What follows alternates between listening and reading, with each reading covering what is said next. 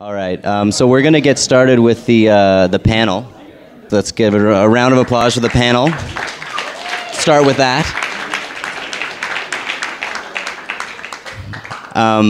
So this panel is titled Igniting a Community. And I think we can all agree that igniting a community is possibly the most powerful and important thing that we're able to do as humans, is to connect with other people and build something together, build something bigger than ourselves. So we have with us some very, you guys all know their stories, so I'm not going to dive into that. We'll get into the questions right away. But if we'll just introduce ourselves again, just so that everyone remembers our names. Diane Latiker, Kids Off the Block. Thank you. Taryn Davis, American Widow Project. There it is. Mark Caban, Youth and Leaders Living Actively. And Kate Daniels, thewhip.net. Wonderful. Okay, and I'm Devin Ash. I was speaking before. If you were asleep or you weren't around or whatever it was, checking your Facebook maybe. We still have internet access. Oh, we still got it. Okay, so like I said, the topic is igniting a community, and the first question, and we'll start with you, Diane. What makes you continue in the face of adversity? What is the driving force that allows you to keep pushing when everyone's saying it's not going to work and it can't be done and people are shooting up your van? The young people. When I see a young person, a young man who I know is headed for jail or death, and I see him a year later because I opened up my house or because I talked to him for 10 minutes about changing his life, and then I see him go to college for the first one out of his family, and I see that he's mentoring the younger kids that's coming up under him. He no longer carries a gun. He walks straight up. He pulled his pants up. Man, that's why I keep doing what I do. I love it. Wonderful, thank you. So what I'm hearing is it's being able to see the results of all the hard work you do. Would you say that's true for you guys as well? I mean, anything to add to that? Yeah. Grab it. Sorry. Yeah, definitely what Diane said. It's just working with young people because, you feel responsible for them. I actually was a father at a very young age, and it's been the biggest blessing that I've ever had. And once I became a father, I became more sensitive to the world, I think, and sensitive to other children. And I always think about, would I find this acceptable for my son? And when the answer is no, then I get up and I do something about that. And I set the same standards for the kids I work with that I would set for my kids, which is really high, so. I felt bad originally telling people why I started the American Widow Project. I started it out of selfishness. I started it as a means to my own survival. But once you get involved and once you see the face of another widow, it's like looking in a mirror for the first time. And you're finally accepting who you are. And for once, able to be around people that allow you to embrace it. And as time has gone on, it just continues to enrich my life. And I feel that having a purpose, but more importantly, having passion behind that purpose is something that not many people can say that they do have. So it's something that I'm excited and honored to do every day. Wonderful. I would add the same. I would actually just piggyback on the last two comments because it was, for me, it was the people that I felt like the project was reaching, the people that the project was touching, and getting feedback from the women who were so grateful to have a place to bring their stories and an audience and a platform that was willing to accept them and disseminate them out into the world. But then to have now children and to start thinking about what is the future that I want for my child. And I had heard that phrase before by many people, but I hadn't really felt it. And now I feel even more compelled to keep going because I want my children to have an even better world than we've had, and it doesn't really seem like it's traveling in that direction, and so there's a lot of work to be done, and there's a lot of obstacles, and it's hard to keep going. I'm not saying that it's easy to keep going, and I have to remind myself of this every day, but it's just like the quote that I said at the end of my talk, to never forget who you're working for. That's something I have to remind myself. I said that to myself before I got on stage today, because you forget, and all this other stuff sort of pours in. And once I remember that I'm doing this for the women, I'm doing this for my children, then I can keep going in the face of a lot of adversity. Yeah, that makes a lot of sense, and I think we can all relate to that, because being on our own mission, it's one thing, but when we can see the effect of the work that we do with children especially, it's going to have a profound effect on how we feel we show up in the world. Now, there's got to be a certain personal side to it as well, and I'm curious, considering the type of work that you guys all do, all mission-based, changing the world kind of stuff. I'm into that. How does it feel when you get praise? Because it's different than the praise that's going to be, given to a person who's a celebrity or something like that. The praise that we receive when we're doing this mission-based work, how does that affect you? Anyone can start with that one. I'll start with you. I was just going over this with my daughter a couple of days ago, and I tell everybody. Everybody says, "Oh, Diane, that's so great what you do," but what the kids do for me is unbelievable. They keep me young, vibrant, wanting to live, excited every day.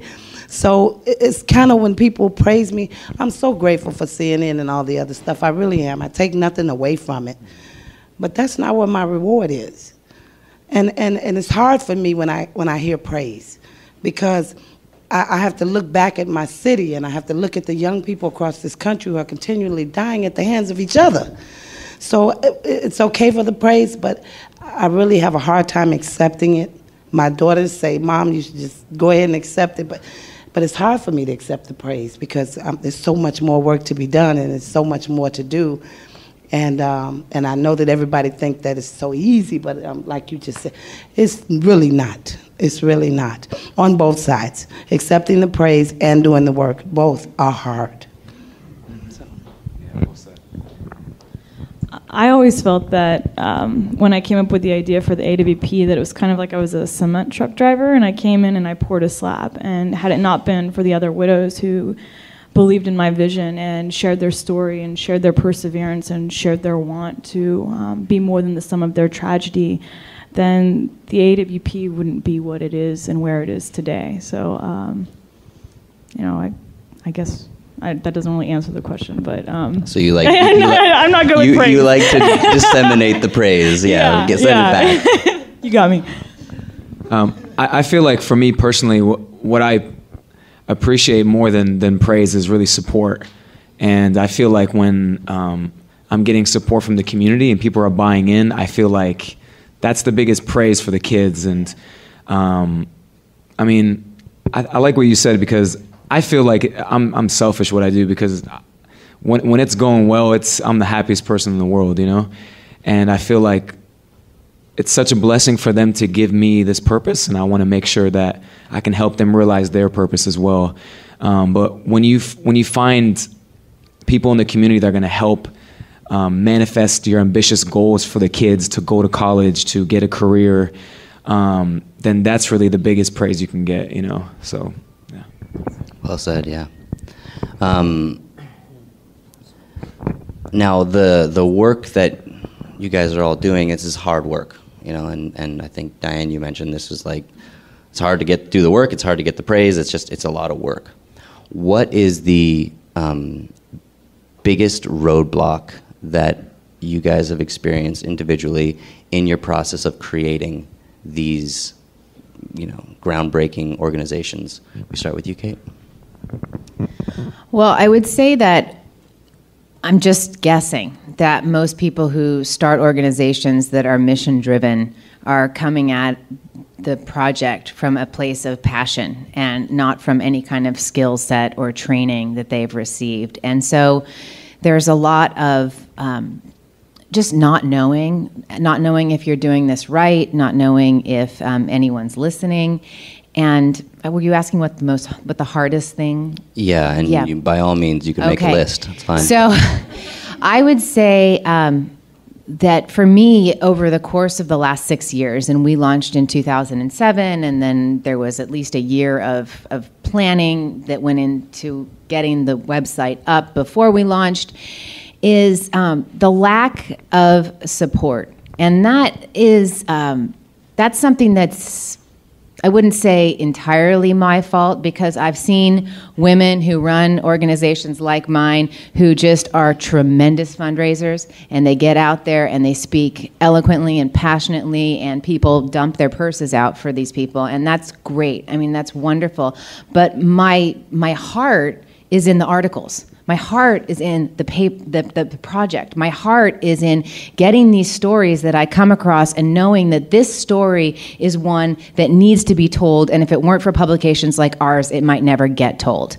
And so that's where I am. And so, you know, if you're not that passionate fundraiser, you're not going to have the support to get the story published. And so it's a hard balance of, you know, breaking up your time to make what you're doing sustainable. Because the last thing on earth, this is actually one of the things that keeps me going, is I don't want to see all these years of effort and all of these stories that I've promised to these women to publish and keep online. I don't want to ever see them disappear. I mean, it's not like a newspaper or magazine where at least there'll be something tangible when the lights go out. There's this book that exists that, you know, would maybe live in a library or on someone's coffee table. If the website, the lights go out, it feels to me like it would just disappear, and I can't turn those lights out. So, have you ever looked at teaming up with someone who was that gregarious fundraiser type person who could kind of manage that side of the business? Is it hard to let go of that? Or? That would be, no, it's definitely, oh, please, by all means, come on down. No, absolutely that would be. It's just been more the balance of doing everything that you do for your work and your life, and then running the website and finding the time to do that, because... Yeah, we can often get stuck in the day-to-day and we're running the business rather than kind of living up here and being able to guide the business of where it needs to go. Exactly. Yeah. How about you, Mark? By the way, the question was, what kind of challenges, what was your biggest challenge or several challenges that you had to overcome to create this community? So like in the beginning of the organization? Or perhaps? anywhere along the way. I mean, even if it's something recent that's come up, we'd love to hear about it. We've had a lot of challenges and a lot of success too. In the beginning, I think I was like 22 or 23, and I was really naive, and I just wanted to start the organization right away, and I was looking for support, and I was getting doors shut in my face because people kind of looked at me as like being a little bit naive, like young, inexperienced, trying to do too much, you know. And so instead of looking for others to help me, I just other organizations, I mean, you know. I just kind of gathered a group of people together that believed in the mission that we're trying to accomplish, and then we started off small. So I think the big challenge was, I'm a big picture kind of person, and so what I had to do was start small and start off my big ambitions really in a humble fashion, and then just move on from there. And then since then, there's been a lot of challenges. Most recently, the community where the kids are being resettled in has been identified as one of the most park-poor communities in the whole San Diego County. So there's a dearth amount of fields for the kids to play on. And in the beginning, I thought that, you know, who wouldn't support this? You know, a bunch of refugee kids fleeing war, we're trying to do something great. Everyone's going to support me. I was really... I was right and I was wrong about that, and there was a lot of people, and there's a Park and Recreation Council that governs who gets to use the fields, and there was a lot of fear of the kids and where they were coming from, and their their experiences. And it took many months for us just to get a field to practice on, and knowing is the organization even going to be able to exist. But what we did is just instead of having them listen to me, I would bring in the kids and have them tell their stories. And if you say no to those kids, I mean, you have a hard time sleeping at night. So there's always going to be challenges, and so you're always just going to have to be strong for them, And then definitely fundraising. I suck at fundraising, so. I think I've had to remind myself over and over that anything with tremendous opposition is probably really worth it. I mean, from my family telling me, I was 21 when I started it, so, and I started it about 4 months after my husband was killed, so I think I was supposed to be like in a cave with 100 cats knitting or something at that point. So it was hard not having family believe in it, but as it grew, I think the nonprofit world, especially when you're running your own nonprofit by yourself, it's sometimes lonely because it's like you do something awesome and you like want to like tell someone and you're like, good job, Taryn. So it's always a struggle and it's always worth it. Fundraising, yeah, I suck at that too. I'm not like I'm way too, I don't know, you're so proud of the work and you know the difference it makes that so many people, it seems like 60 to 75% of their time is put into fundraising and then the rest is put into the organization. And I'm like a 99% put into the organization, the widows, and then the other 1% can go to other things like fundraising. Do you ever draw on the organization that you've created for that support? When, like you said, you don't get the pat on the back, do you ever reach out to the community? And Oh yeah, well, Great. We now have 4 people working for us and they're all widows. Woo, love y'all. But I mean, it started off with nobody, and it took one widow. The first widow who actually became involved was the woman whose husband was sitting behind my husband and died in the same explosion. So she was the first one I reached out to, and was really the first eye-opening. Like, wow, I'm not alone. yeah, that's a big part, right? I mean, we're building a community, and so often we can feel alone in our journey, and recognizing that we're not is such an important thing. What about you, Diane? I was just listening to Mark. He was young. I was 46 and was naive. I thought everybody was going to help our young people. I thought that people were just going to flock to helping. Well, it didn't turn out that way. It was the hardest thing, and it still yet is the hardest thing. I've been to the governor's office. I've been to the mayor's office. Been to the mayor's, both the mayors, Mayor Daley and Mayor Rahm Emanuel's office, over and over again. My alderman says he hates seeing me in the lobby because every day he looks out there and it's Diane Latica sitting in the office again. Yes, because I stalk them, because I feel I have to, because their voices cannot be heard unless through me sometimes, because when I tell them to go and sit in front of them, the politicians, the young people aren't so kind because they've made promises and haven't kept them. So I try to keep this going, this running, let's please be on both sides. Let's try, just try. It's not easy, it's very hard. I still am naive though. After almost 10 years, I'm still naive. I still think that things can be done. I believe in miracles, and I believe that we are going to stop this violence that's ravaging these young people. Oh, and fundraising, don't have a clue. So there's an opportunity here of some kind. I love what you're saying about being naive, and I think if we think about all the great ideas, the day before the idea was realized to be great, everyone said, "Oh, that's so naive. Don't be silly." That's the transition that great ideas have to go through. So those of us who are able to push through that mockery and that pushing back, we're the ones who, someone said there's no traffic on the extra mile. So if you go a little bit further and you push through, there's no one there. So I was just going to say, if it weren't for that naivete, we would have never done what we... Well, I can't speak for you all, but there's been many nights where I was thinking, gosh, if I knew then what I know now, would I have done this? Because it is so hard. And so it really takes that just, when I started the WHIP, it was this vision that was just unstoppable. And I thought the same thing. Sure, everyone in the world is going to CNN is going to have competition soon, and it's going to be women's voices and perspectives. And so you need that naivete in order to really take the plunge and do something like this, and that belief. And I'm really glad to hear what you say about going the extra mile and that there's no traffic on that extra mile, because that's great to hear. Yeah, it's a thing that I always look back to, because with what we're doing, it's the same type of thing. It's kind of going the opposite direction of where everyone's going, which is tech, and we're going the opposite direction. We do have some tech involved, but not quite Facebook.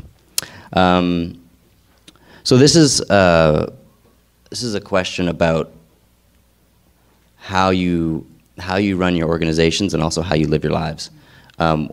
What do you think the most important habit that you have created in your life is, and how has it been an asset to you?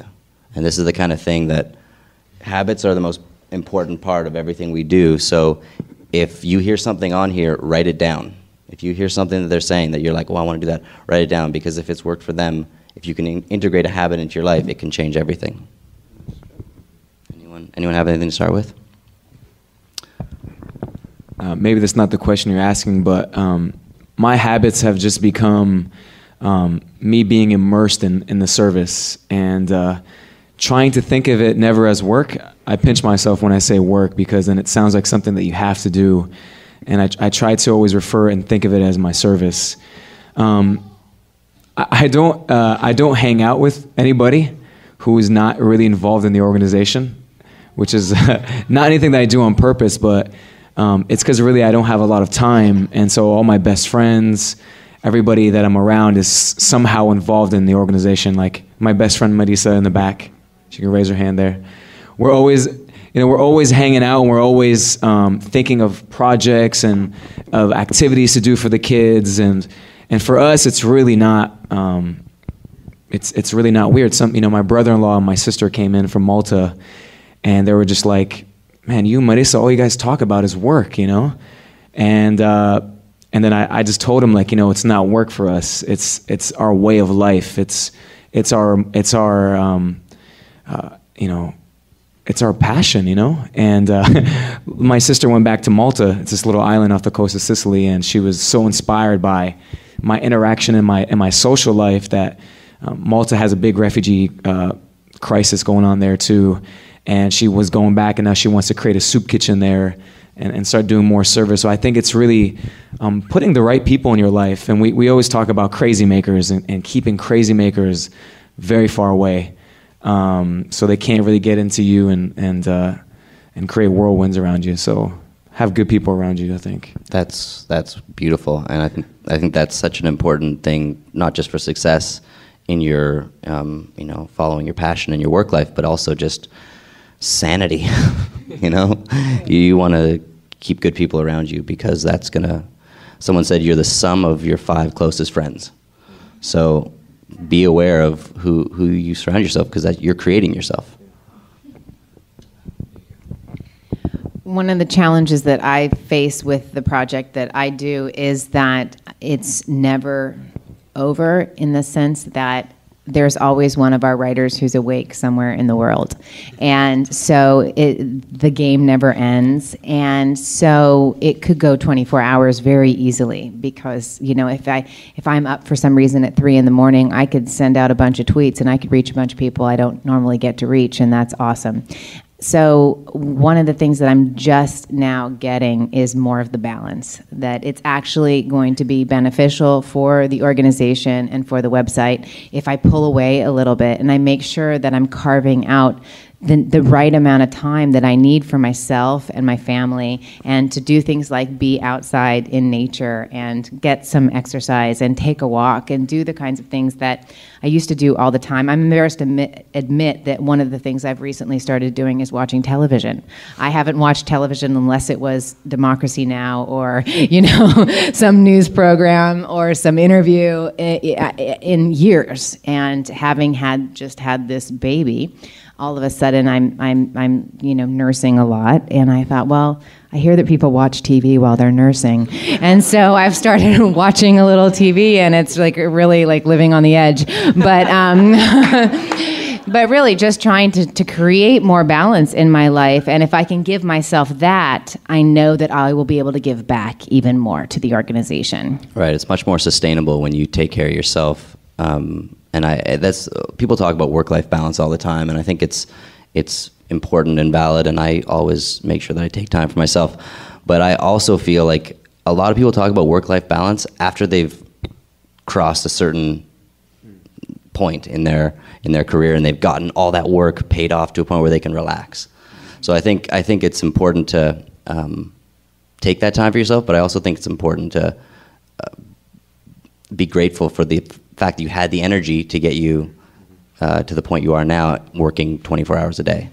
So I think it sounds like you're at a new phase in your relationship with your business or organization.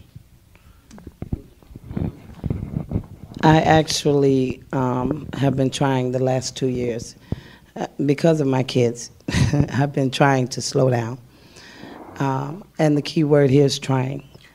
I have not been very good at it. And I admit it. It's something about this that I feel God has given me. It's something about it that motivates me to the point where I do feel like I'm crazy at times. People call me that, but I do honestly myself feel like that. And I feel that's the only way I'm able to do what I do, because I am just a little bit, not a lot, crazy. And so I don't know if I really in my heart want to slow down, because this is how I live. I've never lived through a passion before. And I've only had it almost 10 years. I don't want it to leave. I want to continue to be so passionate about something that I'm excited and that I want to keep getting up working. And I don't call it work, because I want to do it. I make others want to do it around me. And when we slack, and I feel we slack, everybody wants to say, let's take a break. No, why? Why? Why are we doing that? I just want to keep that going. I know I need to be healthy. I know that. Believe me, I hear it. We talked about that in the workshop. It's right back here. It tells me every day, all day. But I think that being happy at what I do is healthy. I just believe that. Because I could be miserable and not doing what I want to do. So I want to be happy. So that's at least getting a little healthy. Just crazy enough.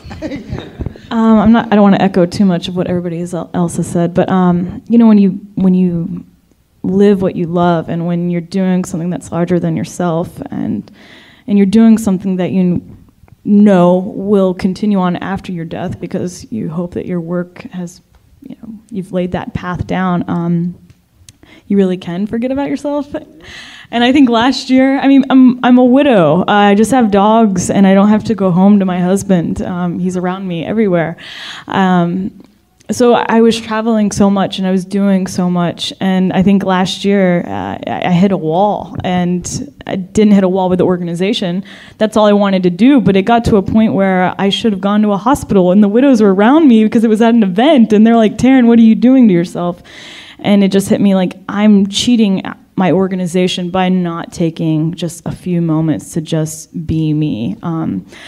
I watch Real Housewives of every county. It's horrible, but it helps my brain go numb for a minute, so I don't have to think. Because when you live it and you love it, like, you will do it 24 hours a day, and that is amazing. But you're also cheating out what you're doing, and you're cheating the people that you serve by not just taking a step back sometimes and breathing. So that's a habit that I've just recently integrated the past year, of just, meditating or watching really horrible television, or just having a glass of wine and dancing around by myself. But, you know, that's just one of those things. I feel a lot better now after listening to you guys, because when I shut down, when I'm like, I can't do anything more, I just stay in my underwear and watch Avatar cartoons all day and just... You know, I love that cartoon. Yeah, it's very good. So good. So, and then the next day I get up, I'm like, I can do this, you know. But some days you just got to stay in your undies, you know. Avatar in your undies. I love it. Okay, so I want to open this up to the audience. If you guys have any questions about building a community that's ignited and has passion behind it, the same kind of passion that you have for what you're doing, I would love to, or Darius would love to have you to the mic over there and share your questions. Does anyone have a question to start with? I have a question come up here, but I'll start. Great. Does it get easier? Is year 2 significantly easier than year 1? Is year 3 significantly easier than year 2? Does it get better? So after Michael died, they always said year 2 would be harder. And it kind of correlates with a nonprofit. They were right, because year 1 you're kind of like in a fog, or for me, ignorance was bliss. I didn't know how to start a nonprofit, but there was Google, and and so year 2 it actually starts coming to fruition, and you start coming out of the fog, and you're like, wow, there's actually people that believe in this and they want to be a part of it, and it's, I don't know, I wouldn't call it more difficult. I guess I would just call it more realistic than the first year. You know what? For me, to answer that question, I think when you're working with the people that you're working with, you're naturally going to get more people to join you in this cause. And that becomes more challenging because it becomes more sophisticated. And then there's a lot more of you that people are going to start demanding. And then also, things do get, I think they get more challenging because as you find more success, your ambitions for what you want to do with the kids becomes exponentially greater, and you just say, now we can get these kids scholarships, now we can get these kids into UCSD, we can really do a lot, and then that it gets more sophisticated, I think. Right, yeah. so once you climb a mountain, suddenly you see there's all these other mountains to climb, and you're like, exactly. Ooh. Exactly, but it's encouraging. It's encouraging because when the kids are working really hard, that makes it that much easier for you to climb, you know?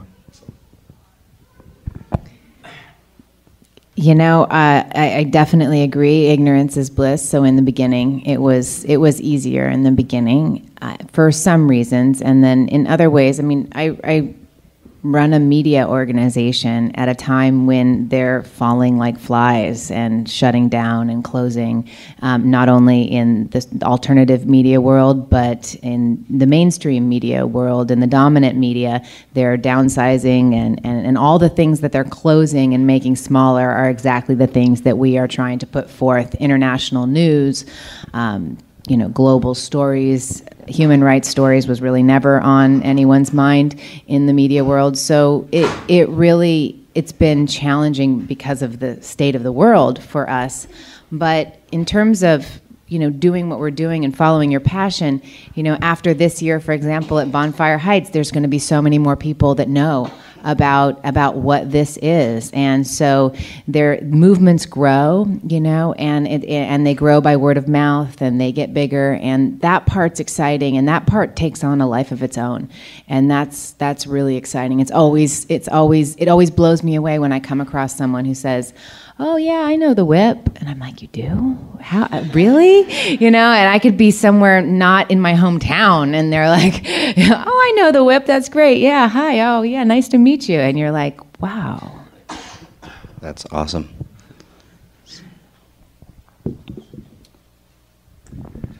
Well, it's pretty daunting. You've taken on challenges of building things that are larger than life.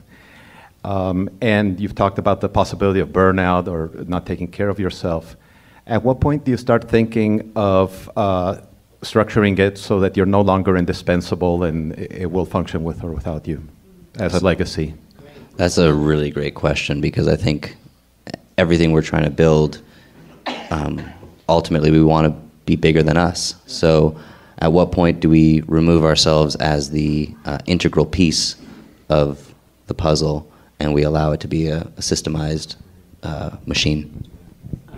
Actually, I just was thinking about that very hard today. Delegating work is really one of my weaknesses. I don't know why I always think they're not going to do it where it benefits the kids and they're not going to get it right or something, but it's not true. It's not true.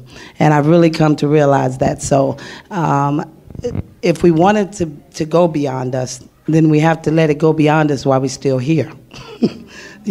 Not try to wait until we're gone, So I'm really going to start working on that through the workshop. It helped me with Nicole to start writing it down, how I'm going to do it. And when I get back, I'm going to start delegating and weaning my way.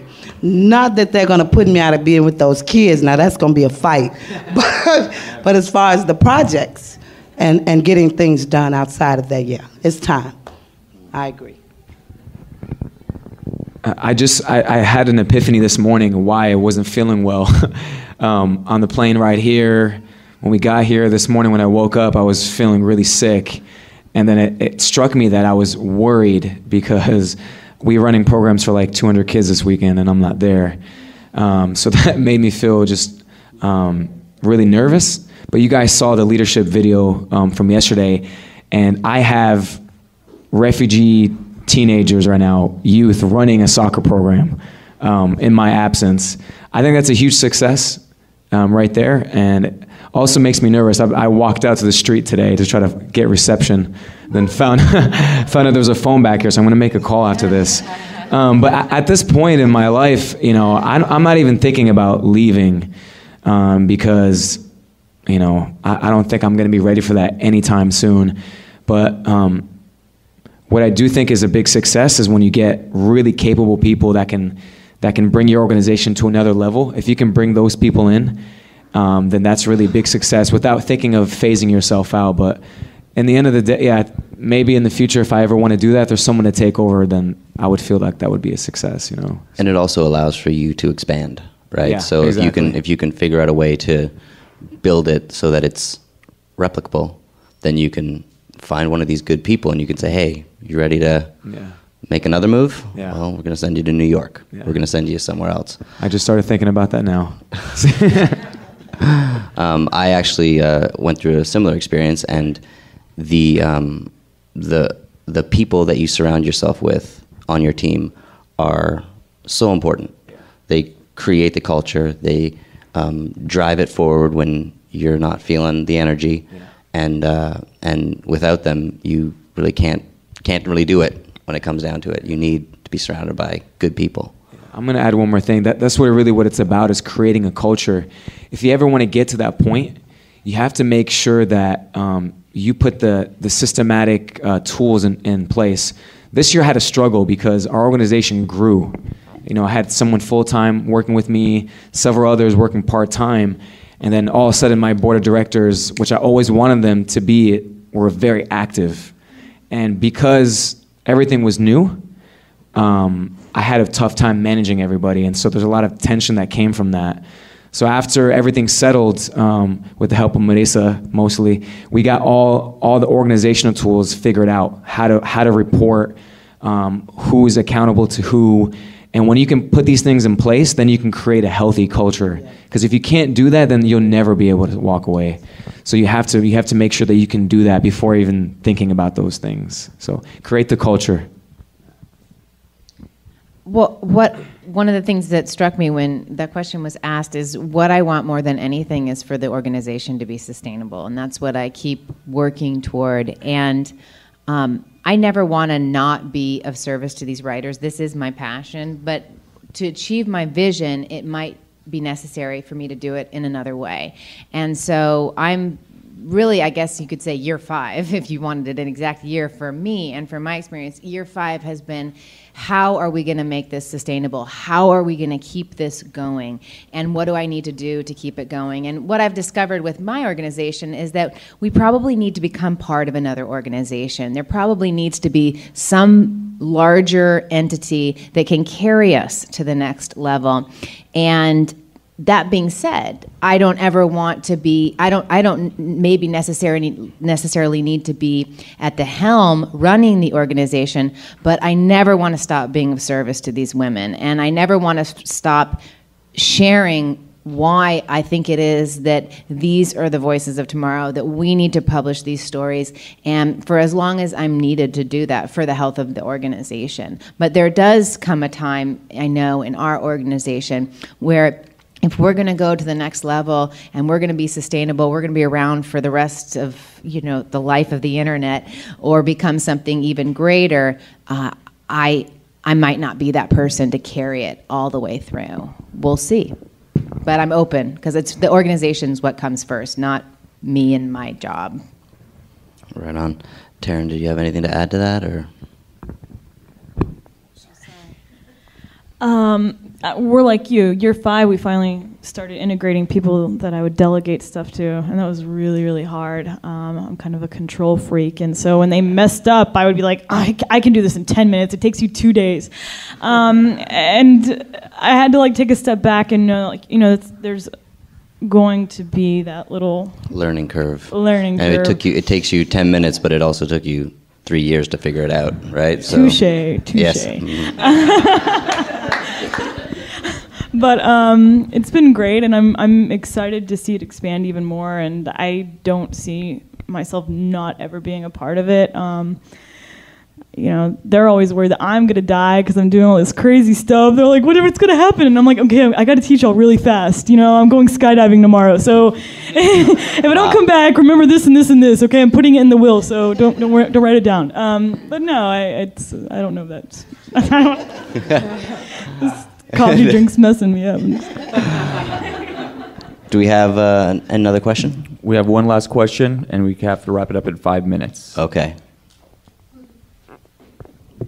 I just wondered if for each of you there was one resource or person or organization that you somehow connected with in your first year or two that just you saw suddenly you were going places. So some lucky break or person you connected with. Did you have that experience, or has it all been just a slow slog? So part of our organization was I created a documentary that we wanted to provide to widows in our AWP package that we send out to them as soon as they get in contact with us. I took 8 months to film that, and then we went into editing, and then we launched the organization in July of 2008. The month after that, the New York Times did a piece on us. And then after that, it was ABC World News, and then Today Show, and then Newsweek. And it was just like a snowball, you know, that I couldn't stop. But yeah, it was really just New York Times. So it was the press. It was the press kind of flow, yes. that just started. It just became kind of like wildfire, and it's what everyone was probably on everyone's mind at the time as well, because it was so poignant. Mm-hmm. And unfortunately, I'm dealing with military widows, and obviously Iraq and in Afghanistan, it was definitely sensationalized, but I know it's going to end.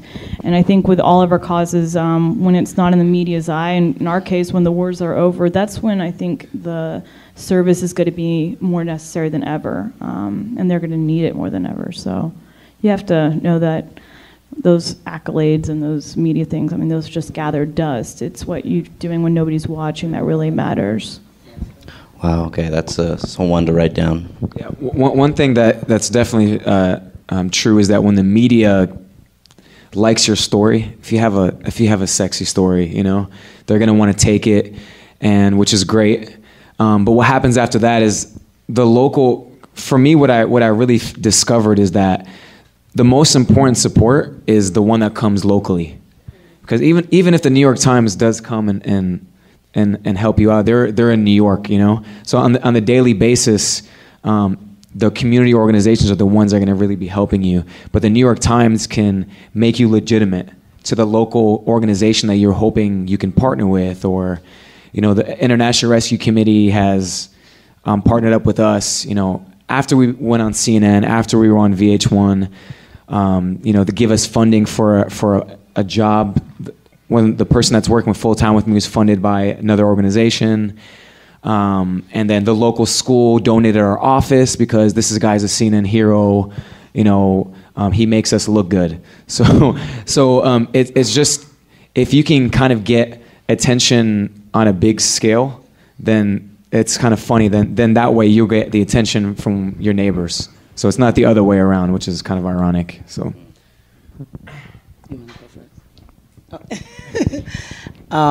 I have to say, CNN really validated the organization. I have to say that. And I kudos to those producers. They're awesome people, too.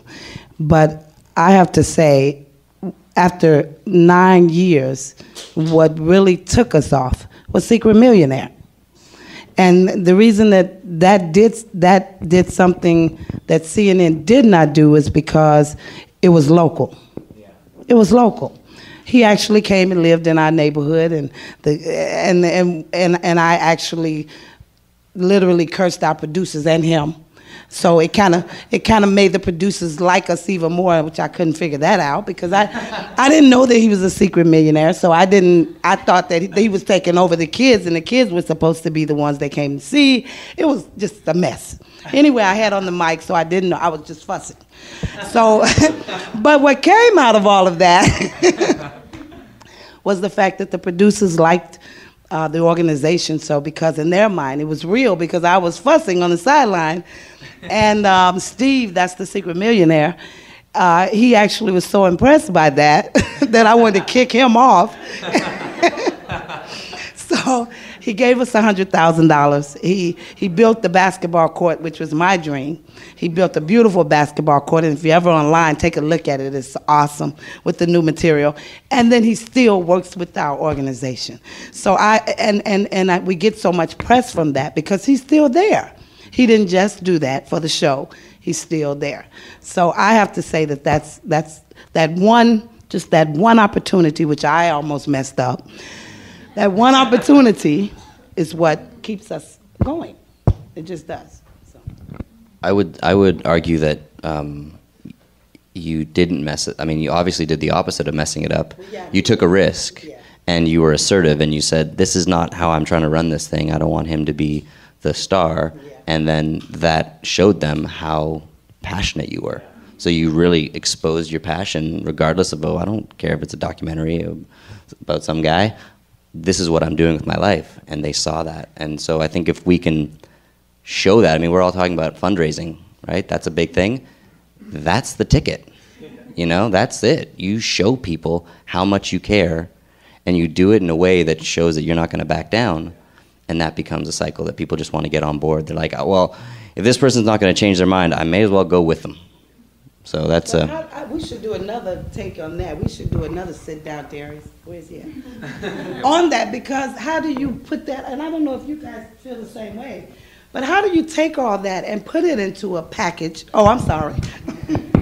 How do you take that and put it into a package to make that speak to people who will want to believe in what you do and fund it from, and I mean from far away as other cities, from San Francisco to Chicago, from New York to Boston.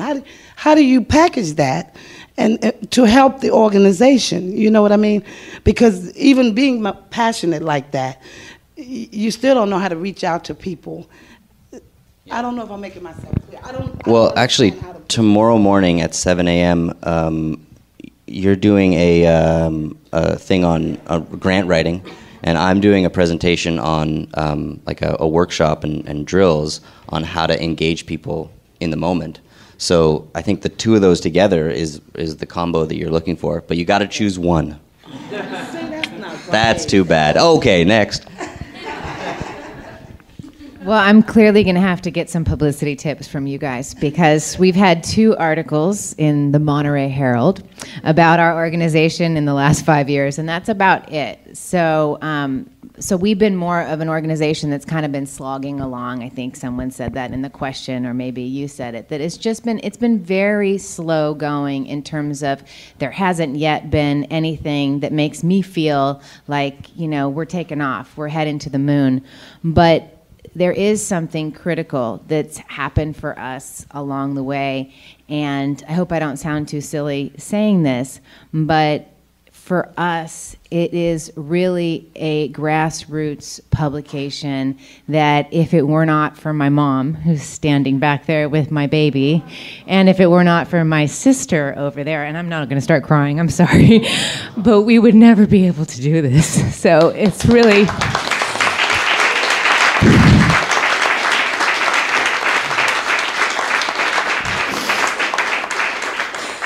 That's what you need to keep going. That's really what you need. You need that kind of support that it doesn't fade. It doesn't get frustrated. It doesn't, it doesn't say enough's enough. And it's the people that, keep you going, that you can see the future even when it looks so dim. So that's my 2 cents about that. That's a beautiful way to end it. And I feel that really speaks to what we're all trying to do, right? We're all trying to become that for more people, and we still need to be supported by good people. So if we don't have the support, we can't support. So you're very fortunate, and I think we're all very fortunate to have the support that we do. Thank you guys for sharing with us, and